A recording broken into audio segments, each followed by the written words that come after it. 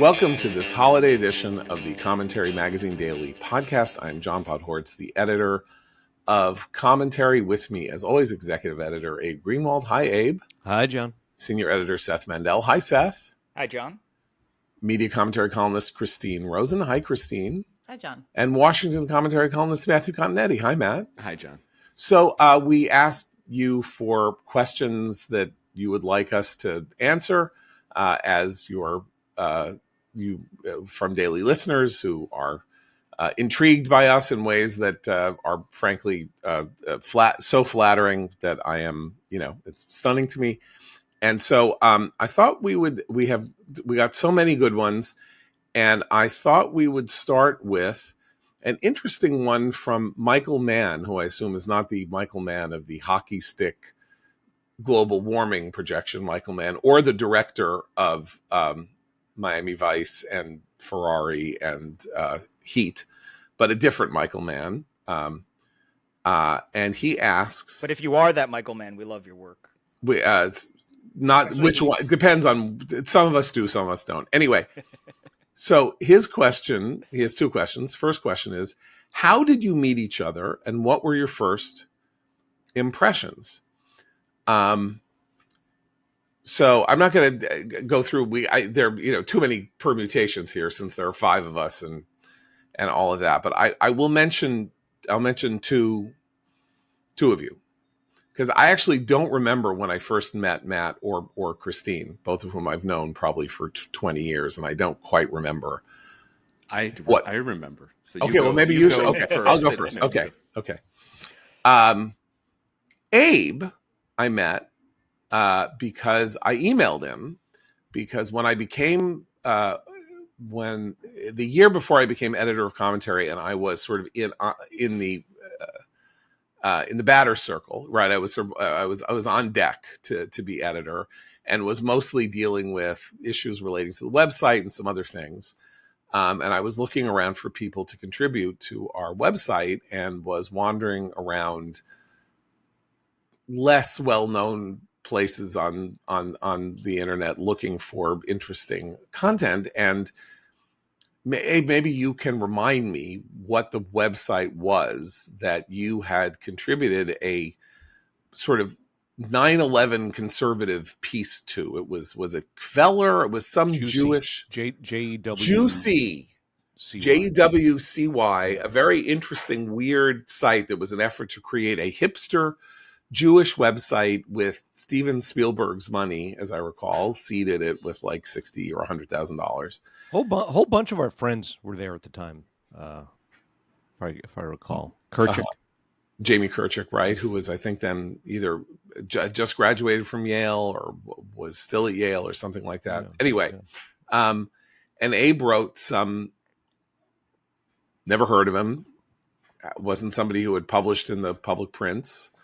And it was great. It was like a great, and in such an unexpected place that I emailed him and said, come have a cup of coffee with me.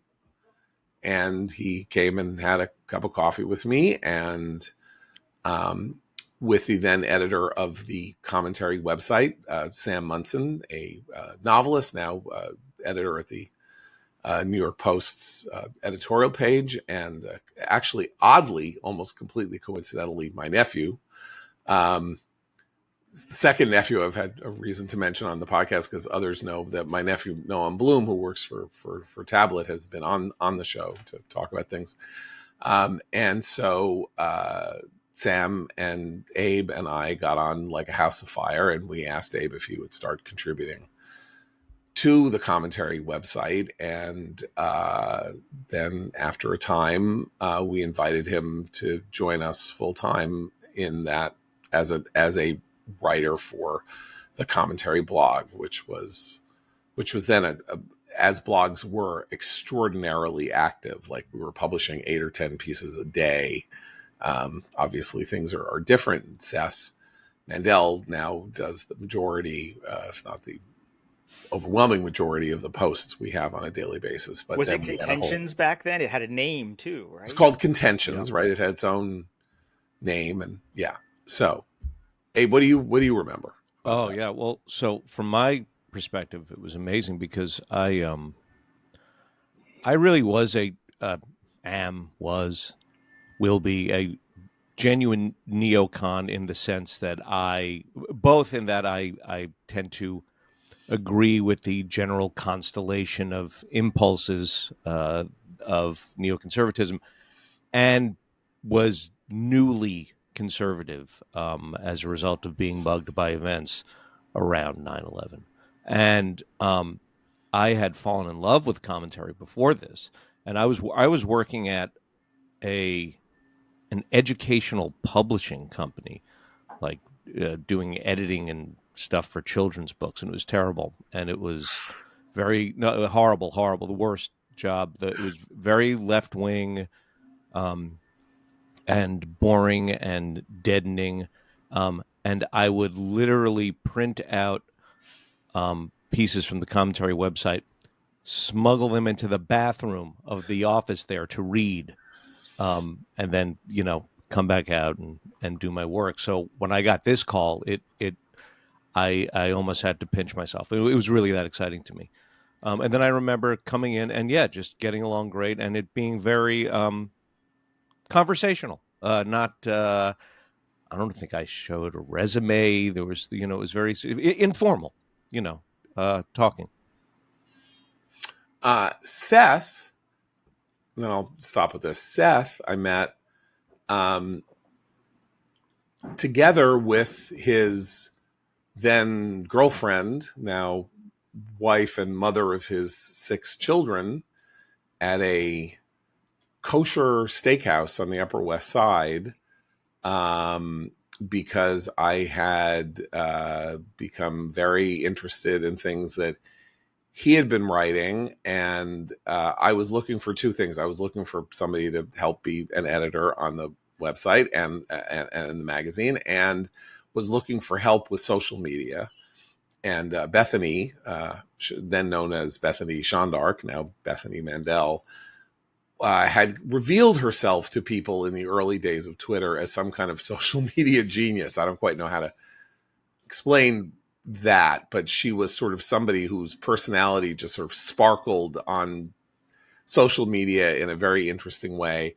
And I started reading Seth's work simultaneously, not really knowing of their connection, and then discovered that Seth had been an editor of 3 Jewish newspapers in New Jersey and stuff like. And I basically said, if you're coming to New York, let's all get together. And as a result of that meeting and stuff, I hired both Seth and Bethany, and they both worked at Commentary together for, was it 3 years? Well, I worked there for 3 or 4, but Bethany left after she had our oldest. Oldest child, right? But in the course of your time at Commentary, you got married, and Bethany then decided to stay home with the kids, and Seth then took a journey that, oddly enough, others have taken. Commentary, which is that he left and went to the New York Post to be my editor at the New York Post, and then went to Washington to be an editor at the Washington Examiner, and was replaced as the editor of the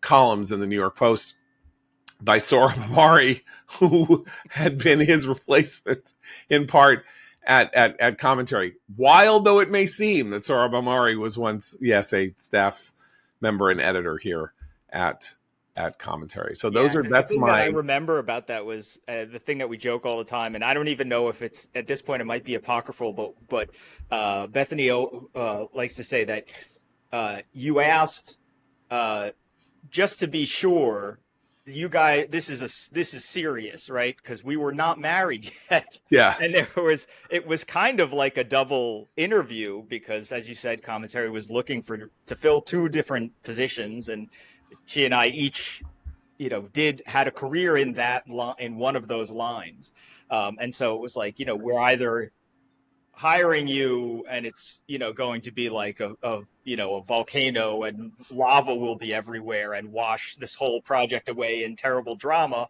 or this is really a very nice story, and you guys are going to get married and have a life together and all this other stuff. And so it was something of a chance on that part, but that was really nice. And also it was Passover. So Ah, we yeah. were up to visit my family for Passover, and so there were far fewer kosher restaurants open that had a Passover, menu and stuff in that. And I so will. it I was will not very name. I will not name the restaurant, but it's still open, and I really don't like it, and it's very close to me, and so I'm not sure that I've been to it. It was almost 15 years ago now. I think yeah. maybe 14 years ago, something like that. And it is one of the few that has sort of remained extant, but it's terrible, and so I'm not going to name it because I feel like they don't need that kind of tourist from me. Okay, Matt, whom do you remember meeting when? How? Well, since you don't remember me, John, I'm going to have to refresh your memory a little bit because I do remember when we first met.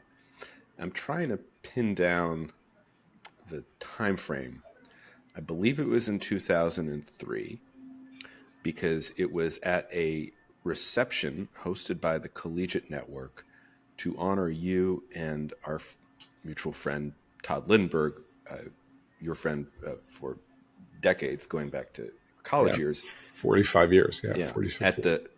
and the reason this reception was taking place was the Collegiate Network, which is an organization that sponsors student newspapers on the conservative side of the equation, was an organization that I had and still have, but at that time, 20 years ago, very close ties with. They had sponsored my internship at National Review, and they had sponsored my year-long fellowship at the Weekly Standard beginning in 2003. And so I think it was in the fall of 2003, they had a reception at one of the hotels in DC to honor you and Todd because it had been 25 years or so since you had founded Counterpoint, which was your student magazine at the University of Chicago, which had been granted into existence through the kind of the parent organization of the Collegiate Network. So I was there.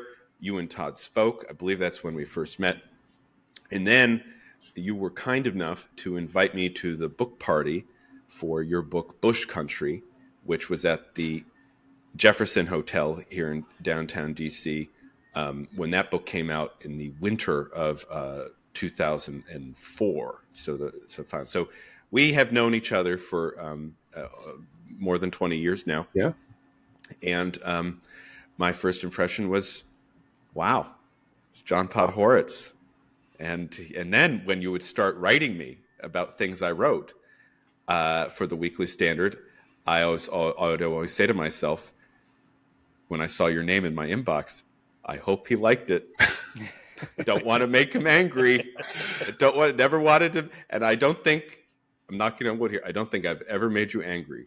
I think that is true. I assume that the reason that you were worried that I might make you angry is that by that point, I think I had started to write on the National Review, the Corner, the blog at the Corner, where the personality that does not really truly define me, I believe, but is a personality known to people who sort of follow me on Twitter, where I was a little more austere and forbidding and given the the brevity of those blog posts, if somebody does wrong, you are not afraid to let them know. That's right. But yes, I remember no cause for anger. Now, do you remember when you met Christine? I met Christine probably around the time she was at the Ethics and Public Policy Center. The New Atlantis had been founded, which was the kind of the magazine that exists at the center of science and technology and politics. That you founded that, Christine, when I was still in school. I think it was founded in like 2002 or 03. 2003, I think. So winter 03. That was a few months before I graduated. And so EPPC was located, or still located, around the corner from where the Weekly Standard was located. And so we would often see people from EPPC, Christine, or, of course, my current colleague and longtime friend, Yuval Levin, in social occasions. So I think it was around there. But then, of course, you came to work at the Weekly Standard after I had left, but I forget what year that was. What was it, 2014? That was not 16? long before the Standard. Right. It was sort of the last murdered. year and a half or two before. But we had known each other before. Yes. Before Yeah. Well, and by this point, you were both columnists for commentary. Right. By But that I remember meeting Matt, and it must have been at either a Weekly Standard holiday event or an EPPC sort of social event. I just remember Matt Continetti and Andy Ferguson standing in a corner, yucking it up about something. And I was like, I need to know what they're talking about. And I think I sort of knew you by reputation, and I knew Andy, but I was like, I need to find out why they are having so much fun at this otherwise fairly dull DC sort of, enforced jollity of a party. And that's what I remember vividly, because it struck me that, because I always loved your writing, you're very serious in your writing and very good in your writing, but what people should know about Matt is that he's actually quite hilarious when he's very funny. So that's what I remember. John, I actually have no recollection of the first time we met in person. More than 20 years ago, I remember being in your parents' apartment. I was interviewing your mother for something I was writing, and she had banished your dad to the other room because he kept coming in and interrupting and asking questions. And so he came. He's like, "I'm just going to be quiet." And he goes, well, you have to talk to my son because he likes the work you do, and you should write, and you guys should meet each other. And I was like, okay, sure. And it wasn't long after that actually you reached out once you were editor of commentary and asked me to start doing some book reviews and things like that. I had written, I think, 1 or 2 pieces for previous editors, but that was actually beginning, but I cannot remember the first time we met in person, if it was in New York or in DC. Same with Abe. Pretty sure it was DC. I think it might have been at a dinner or an AI dinner or something like that. And Seth I met through Bethany, because Bethany and I worked on similar publications together. Although, I don't remember the year. Time is a flat circle. After the age of 50, I'm not required to remember these specific dates of anything. I had edited you well before I had met you. That was we might have met for the first time 3 weeks ago at the AEI dinner. I actually remember meeting all of you. See, Abe is better than us. What you do? I mean, certain things. I don't remember anything I read or watch. I remember human interactions. Christine, I met at a commentary event in New York for the first time. Yeah, I think that's right. Yeah. And Matt, you came to the office once, I think. We had met in DC, Abe, during. But I think I met you before that at the New York office. Really? Yeah. Well, when were you weren't you at the Foreign Policy Initiative? Yeah, but I was at commentary before then and after then. Oh, okay. And yes, Seth, Abe did a brief interregnum at an organization called the Foreign Policy Initiative that ideologically now has a very interesting coloration in retrospect, because it was an effort to do sort of neocon, pushing the neoconservative point of view in Obama's Washington. Well, and the personnel involved in it included. That was Jamie Fly, right? Mm-hmm. Jamie Fly was the executive director, but included Bill Kristol, Robert Kagan. Mm-hmm. Yes, that's what those were the big shots. And Call Me Back. That's right. Wasn't Dan involved? Dan Senor. Yeah. And Elise Stefanik. Well, of course. Yes. So we have the total. We have Bill and Bob having moved to the left off of our general island. Elise having moved onto the MAGA island, though with great respect that those fighting for Israel and against fighting against the tyranny of the college presidents and all of that. And I think we're all very excited at the prospect of her at the UN. And Abe, the commentary podcast assassin. And another alumnus of that fine organization is Julius Krein. The editor, Julius right. Kren, the editor of The American Affairs. Yes. Mhm. So that was quite a very illustrious group that you were with Yeah, there. And very. that's so interesting because I had thought that's where we met when you were down in D.C. At that No, time. we met before that. Yeah. Because as Christine alluded to, at that stage in my life, I was constantly on the party circuit. I was often in those corners yucking it up. Not so much these days, but I do remember going to a book party for you, Matt, in D.C. Well, that probably was the Palin book party, which we had at the Weekly Standard offices in 2009. Yeah, for sure. Yeah. All right. So, and Seth, I met when he arrived at the office. There we go. Yeah. All right. So, one last quick question from Holly Fellows of Utah. For those who sit in front of bookshelves, and if you, that's people who watch the podcast on YouTube, where we are building audience by the day, will note that most days Seth and I are sitting in front of books. A couple days a week, Matt's in front of books. So she wanted to know, would you mind pointing out a book or two that you love most? Can't be one you've written, because if you look at my bookshelves too closely, you will see many copies of my own books, because that's when they were remaindered or whatever. I got 20 copies of each book that I had and have to put them somewhere. So if you look very closely, you can see copies of Bush Country and Hell of a Ride. But can we talk about those? And then, but we're going to start with the most important question, which is, Abe, what is the picture hanging behind you? Now, again, if you are not watching on YouTube, you're just going to have to understand that it's a very unusual, in a very gilt frame, very 19th century gilt frame. That's he made that when he was at Juicy, I believe. Yeah. He painted that. No, so there used to be this gallery in my neighborhood in Midtown called the Fountain House Art Gallery. Very worthwhile place because it only sold work by artists who were struggling with mental illness. And I went there for an event and picked this up. It's like very turbulent looking. It's a kind of a self-portrait, and I'd forgotten the artist's name, but I've now since researched it in anticipation of this question. His name is Brian Greene, BryanGreene.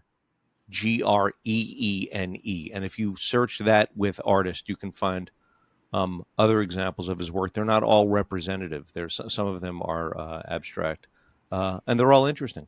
And what I liked about this, I guess, was the piece itself, but also the contrast between the work and the frame. I think the framing kind of makes it. So yeah. All right. So books, Seth, pick out a book behind you that you particularly would like to say that you love or admire.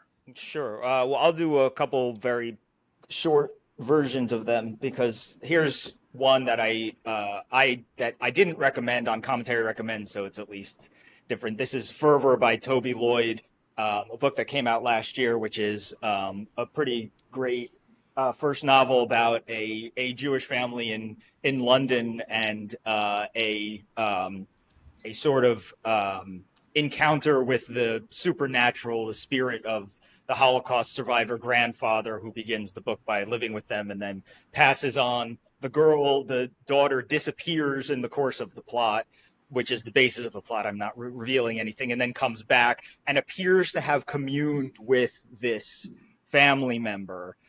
And it makes everybody, wonder if there's a Dybbuk or a demon or a this or a that, whatever. It's all and they are a modern Orthodox family, so it's also sort of an interesting setting. But it is it's a very good novel, very interesting. Okay. But interesting. I think we'll go with one. We'll just go with one so everybody can get a.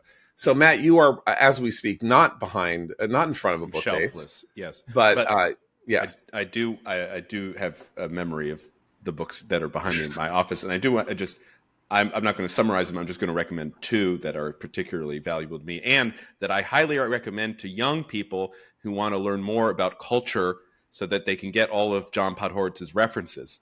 And these two books are 5001 Nights at the Movies by Pauline Kael. You can see the binding over my shoulder when I'm at my home office. And then the other book is Cultural Amnesia by the British critic Clive James. If you read those two books, and you can dip into them, you don't have to read them straight through. But if you commune with those two books, you will know basically everything you need to know about the cultural background that informs so many of our conversations on the podcast.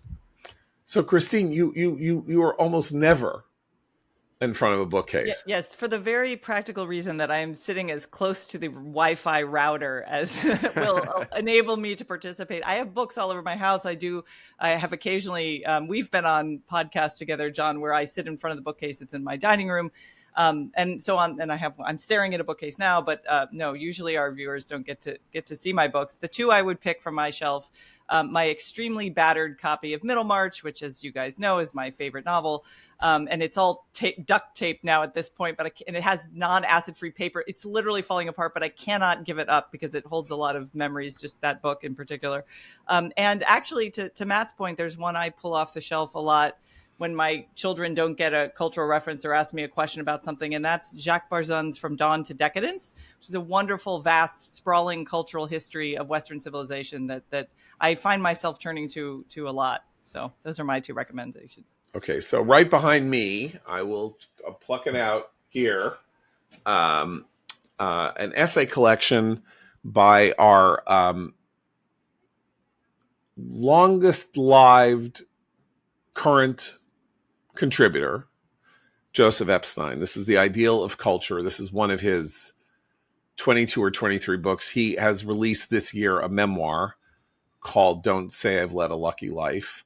But this is one of his many essay collections. He is, as an essayist, he is pretty much without peer. I think it's almost universally acknowledged that he is the leading American literary cultural essayist of our time. And so he has written many forms of essay in the 1970s, 80s, and 90s. When he was the editor of the American Scholar, he would write what might have been called a casual or a personal essay that led every issue and was one of the great highlights of the reading experience of magazine readers of that day. And The Ideal of Culture features, I don't know, 80 essays maybe of all kinds, including the personal essay and literary essays, cultural essays, and political essays. He has a piece coming out in our next issue in February. I can't remember. I think he had a piece in our November issue, or I mean, his prolificacy. And if the name means anything, he had a book review in the Wall Street Journal of a biography of Ira Gershwin about a week ago, and he publishes political essays in the Wall Street Journal, wrote a lot for the Weekly Standard, and again has been writing for commentary since 1963. I believe. So that would make him a 61-year contributor. And is a lovely to person. our pages. And is a lovely person. And you want to talk about funny, the man knows more jokes, has forgotten more jokes than you will ever know. So those are our bookcases and our photographs and the stories of our initial encounters. So we'll be back with more fun hijinks and questions and answering your questions. But for now, for Abe, Seth, Matt, and Christine, I'm John Podhoretz. Keep the candle burning.